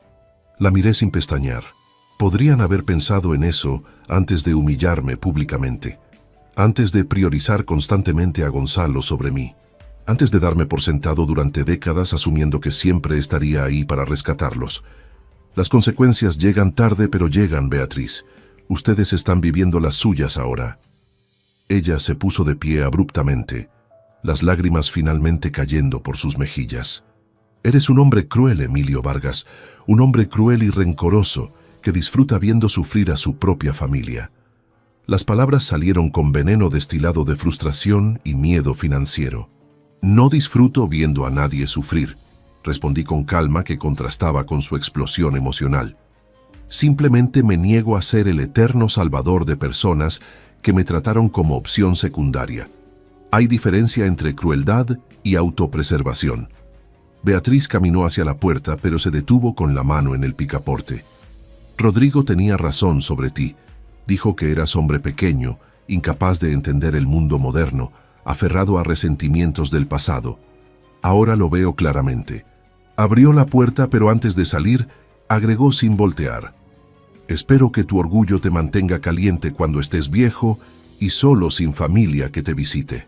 El portazo resonó en la casa vacía, pero sus palabras rebotaron sin causar el daño que ella esperaba. Ya estaba viejo, ya estaba solo, y había descubierto que prefería soledad digna sobre compañía condescendiente. Esa noche, sentado en mi sillón con té de manzanilla, reflexioné sobre la visita de Beatriz.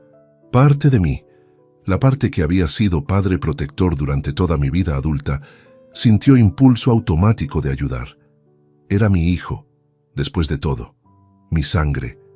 Pero luego recordé la sensación de caer al suelo mientras 40 pares de ojos me observaban con lástima y vergüenza ajena. Recordé el reloj de 3.000 euros versus la botella de 5. Recordé cada comentario despectivo archivado durante años, y el impulso de ayudar se evaporó como niebla bajo sol de mediodía. El 20 de abril era martes, día habitual de visita con Adriana. Había mantenido este ritual religiosamente a pesar de todo el conflicto con Rodrigo, porque la niña no tenía culpa de los errores de sus padres. Beatriz solía traerla a mi casa, quedarse media hora fingiendo cortesía forzada, y luego marcharse dejándonos 2 horas juntos. Pero ese martes nadie apareció. Esperé hasta las 4 de la tarde antes de marcar el número de Beatriz. Contestó al 5.º tono con voz distante. Adriana no podrá ir hoy, dijo sin elaborar razones. ¿Está enferma?, pregunté con preocupación genuina. Está bien, simplemente decidimos que tal vez no son buenos momentos para estas visitas, dado todo lo que está pasando. La implicación era clara. Estaban usando el acceso a mi nieta como herramienta de negociación. Si yo no cedía en asuntos financieros, ellos restringirían mi relación con Adriana. Era jugada predecible, pero no por eso menos dolorosa. Beatriz, dije con voz endurecida, no uses a esa niña como arma. Ella me quiere y yo la quiero. Esto es entre adultos. Todo tiene consecuencias, Emilio, respondió con eco cruel de mis propias palabras previas. Tú elegiste tu camino, nosotros elegimos el nuestro. Colgó antes de que pudiera responder. Me quedé mirando el teléfono sintiendo por primera vez desde Navidad algo parecido a verdadera rabia. Podían atacarme a mí, podían criticar mis decisiones, podían llamarme cruel o rencoroso, pero manipular emocionalmente a una niña de 8 años para presionarme cruzaba líneas que no debían cruzarse jamás. Llamé inmediatamente a Javier. Necesito saber mis opciones legales respecto a derechos de visita con mi nieta. Le expliqué la situación rápidamente. Javier escuchó con su habitual profesionalismo antes de responder. Legalmente los padres tienen derecho de decidir contactos de sus hijos con terceros, incluso abuelos. A menos que puedas demostrar que están poniendo en riesgo el bienestar de la niña, no hay mucho que hacer. Podrías iniciar procedimiento legal solicitando régimen de visitas establecido por juzgado, pero sería proceso largo, costoso y probablemente dañaría aún más las relaciones. Los meses siguientes fueron los más difíciles, no por arrepentimiento de mis decisiones, sino por la ausencia de Adriana en mi vida cotidiana. Los martes y jueves se convirtieron en días vacíos donde yo preparaba meriendas que nadie comería y sacaba juguetes que nadie tocaría. La casa resonaba con silencio, donde antes había risas infantiles. Pero mantuve mi posición con determinación férrea. Ceder ante chantaje emocional solo enseñaría a Rodrigo y Beatriz que podían manipularme indefinidamente usando a la niña como rehén.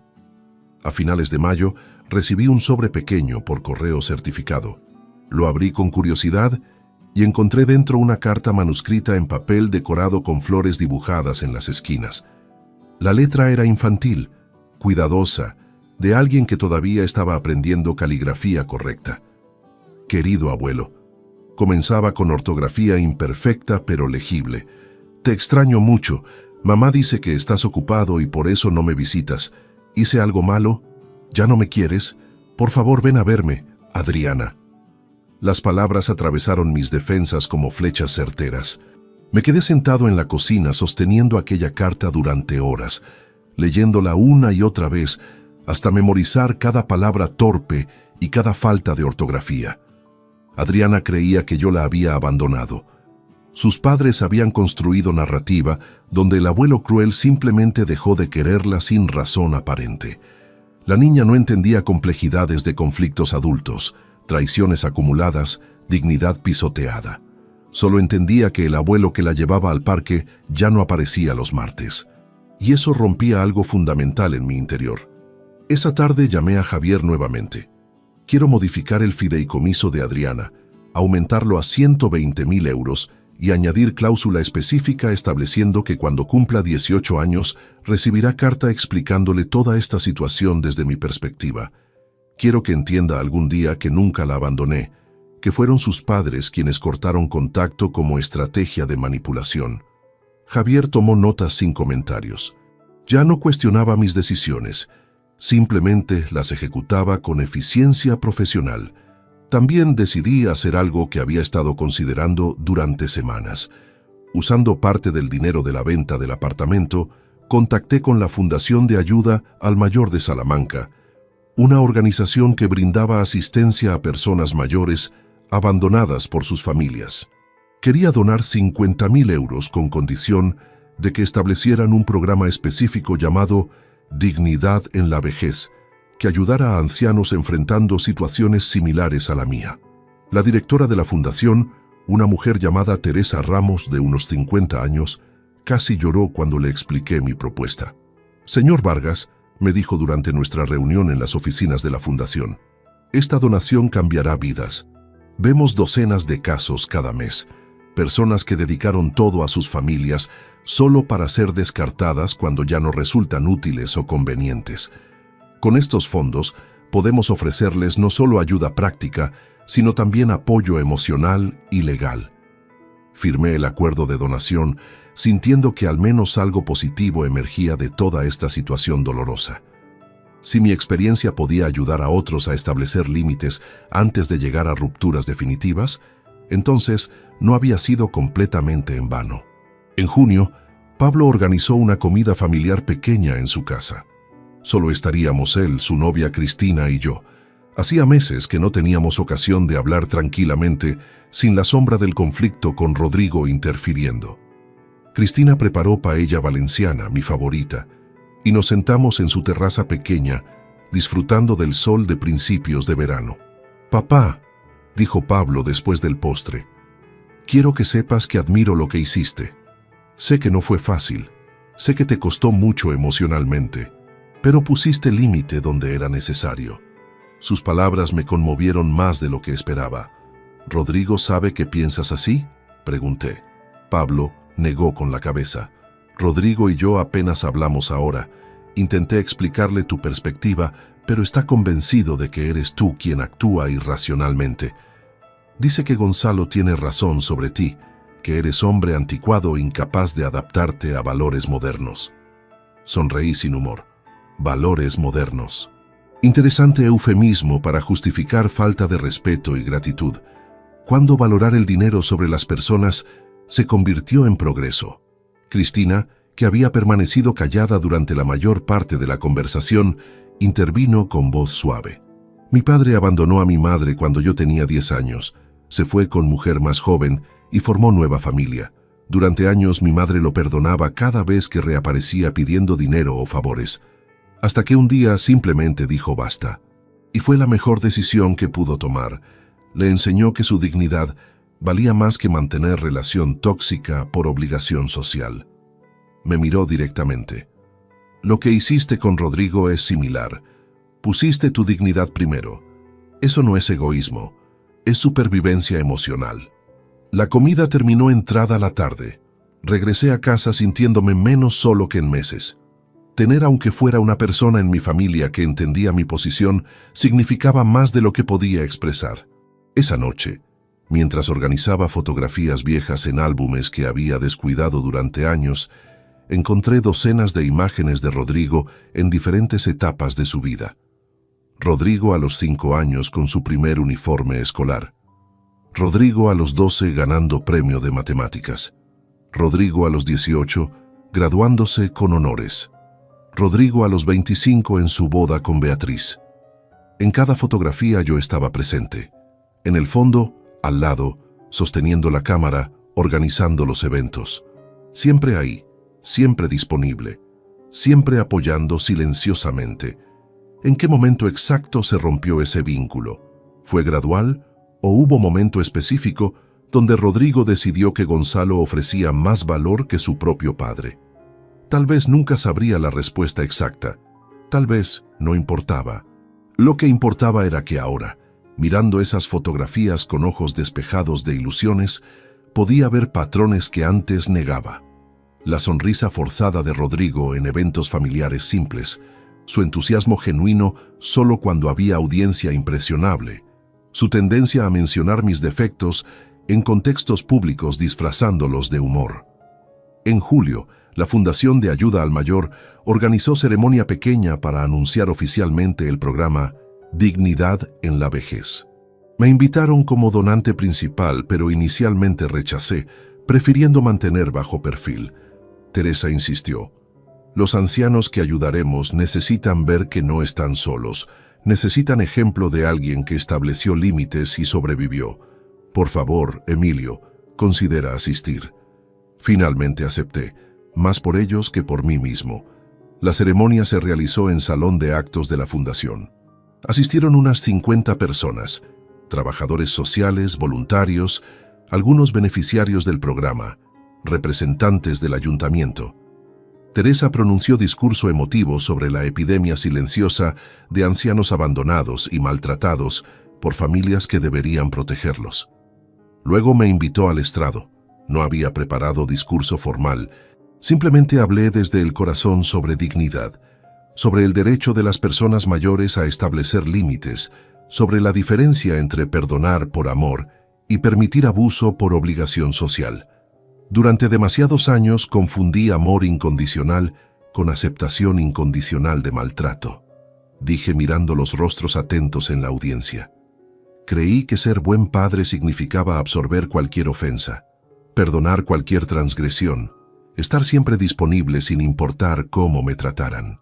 Pero aprendí, tarde quizás, pero definitivamente, que amor verdadero incluye respeto mutuo. Y cuando el respeto desaparece, lo que queda no es amor, sino costumbre tóxica disfrazada de vínculo familiar. Las palabras salían fluidamente, años de reflexiones contenidas finalmente expresadas públicamente. Entre la audiencia noté figura familiar. Era Vicente, quien había venido sin avisarme para apoyarme silenciosamente. Después de la ceremonia, nos abrazamos largamente. «Estoy orgulloso de ti, amigo», susurró con voz quebrada por emoción. Clara también estaría orgullosa. Esa noche dormí más profundamente que en meses. Había transformado dolor personal en herramienta para ayudar a otros. De alguna manera eso daba sentido a todo el sufrimiento atravesado. Agosto trajo calor sofocante y calles vacías, mientras salamantinos huían hacia costas más frescas.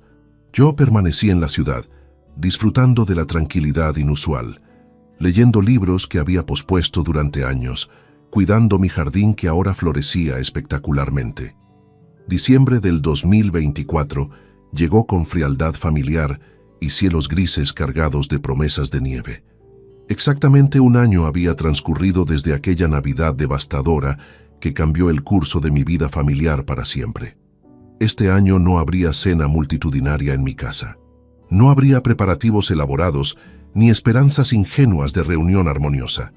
Había aprendido lecciones valiosas sobre expectativas realistas y límites saludables. Organicé una cena íntima para el 24 de diciembre. Solo 4 personas: Vicente, Pablo, Cristina y yo.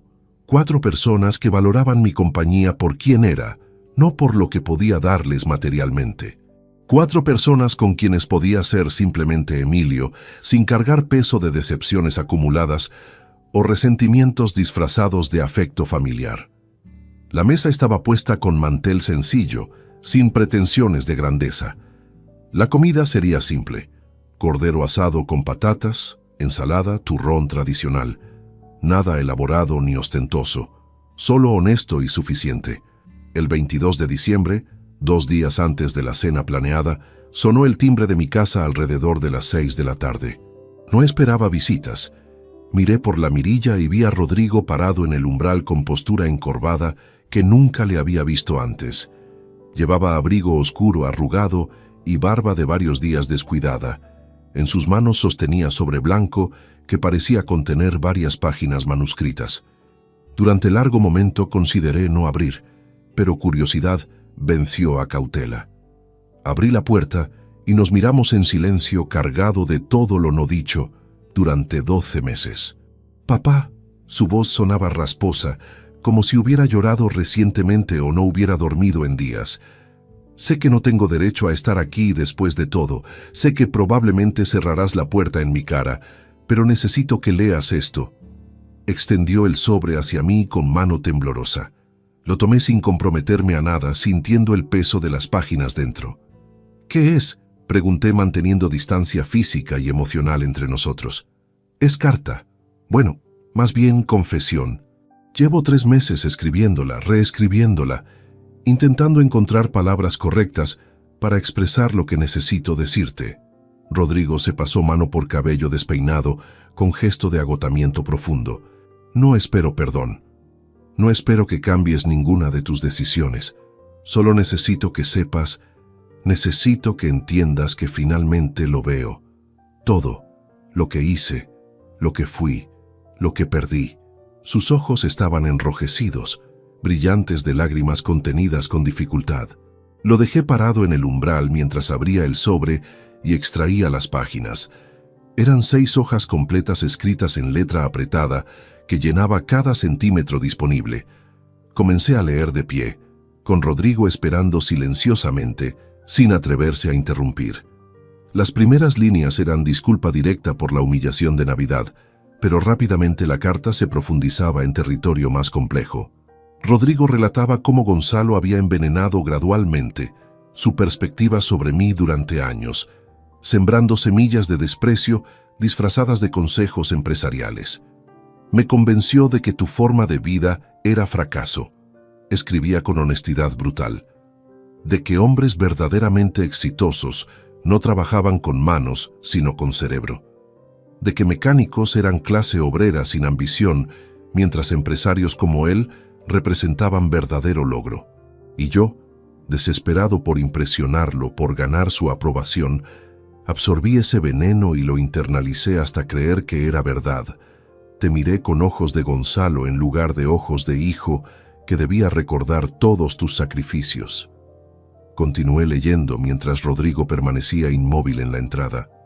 La carta detallaba cada momento de realización dolorosa durante el año pasado, cómo la pérdida del apartamento le había mostrado que contaba con cosas que nunca fueron suyas, cómo las dificultades financieras le enseñaron que contactos empresariales de Gonzalo valían poco cuando necesitaba ayuda real, cómo la ausencia de mi apoyo constante reveló cuánto había dependido de mi presencia silenciosa durante toda su vida. Cómo prohibirme ver a Adriana había sido idea de Beatriz, que él permitió cobardemente hasta darse cuenta del daño causado a la niña. «He perdido todo lo importante», admitía en párrafo central. «El respeto de mi hermano, la confianza de mi padre, la inocencia de mi hija que ahora me mira con algo parecido a decepción, aunque no entienda completamente por qué. Y lo peor es que lo perdí persiguiendo fantasía de éxito, definida por hombre que nunca me amó como tú lo hiciste. Gonzalo me usó para alimentar su ego. Tú me criaste esperando nada a cambio, y yo confundí cuál de los dos merecía mi lealtad». Las últimas páginas contenían reconocimiento específico de cada momento donde me había fallado. No solo la Navidad, sino años de comentarios despectivos, comparaciones hirientes, prioridades equivocadas. Terminaba con declaración simple: «No puedo deshacer lo hecho. No puedo recuperar año perdido ni restaurar confianza destruida. Solo puedo decir verdad. Me equivoqué en todo lo importante. Y si resto de mi vida consiste en vivir con consecuencias de esos errores, es castigo justo que acepto. Pero necesitabas saber que finalmente lo entiendo. Finalmente veo quién fue siempre el hombre más valioso en mi vida, y lo veo demasiado tarde. Doblé las páginas lentamente y las guardé en el sobre. Rodrigo me observaba con expresión de animal herido esperando golpe final. ¿Cuándo escribiste esto?, pregunté con voz neutral. La primera versión en septiembre, pero la reescribí docenas de veces. Esta versión final la terminé hace 3 días. Asentí procesando la información. Meses de reflexión habían producido estas palabras. No era disculpa impulsiva, motivada por necesidad inmediata. Era resultado de proceso largo y aparentemente genuino. ¿Beatriz sabe que estás aquí?, continué interrogando. Rodrigo negó con cabeza. Nos separamos hace 2 meses. Bueno, ella me pidió que me fuera. Dijo que estaba cansada de mis obsesiones, de mi depresión, de mi incapacidad de superar lo que perdí contigo. Vivo en apartamento pequeño cerca de mi trabajo. Veo a Adriana los fines de semana. Es todo muy diferente ahora. La información me sorprendió, aunque no debería. Conflictos como estos rara vez se contenían en una sola relación. Se expandían como ondas, afectando todo a su alrededor. Lamento escuchar eso, dije con sinceridad medida. Y lo lamentaba no por Rodrigo específicamente, sino por Adriana atrapada en medio de colapso familiar que no había causado. Adriana me pregunta por ti cada vez que la veo, continuó Rodrigo con voz quebrándose. Pregunta si hizo algo malo para que el abuelo ya no la quiera. Le he explicado 1000 veces que no es culpa suya, que fui yo quien arruinó todo, pero tiene 8 años. No puede entender complejidades adultas. Solo sabe que su abuelo desapareció. Esas palabras me golpearon con fuerza renovada. Nunca desaparecí por voluntad propia, dije con primera emoción real desde que abrí la puerta. Beatriz cortó contacto usando a Adriana como herramienta de manipulación, y tú lo permitiste. Rodrigo asintió con vergüenza palpable. Lo sé, fue cobardía pura. Estaba tan consumido por rabia hacia ti que permití que usaran a mi hija como arma. Es una de muchas cosas de las que me avergüenzo profundamente.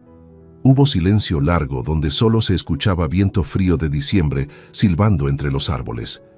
¿Qué esperas que haga con esta carta, Rodrigo?, pregunté finalmente. Él se encogió de hombros con gesto derrotado. Nada. Solo necesitaba que la leyeras, que supieras que no pasó un solo día este año sin que pensara en lo que te hice, que entenderás que el castigo que me impusiste fue exactamente lo que merecía. No vine a pedir perdón porque sé que algunas cosas no se perdonan. Vine a darte explicación que siempre debí. Si te gustó esta historia, dale like al video, suscríbete al canal y comparte tus impresiones en los comentarios. Para escuchar la próxima historia, haz clic en la caja de la izquierda. Gracias por vernos.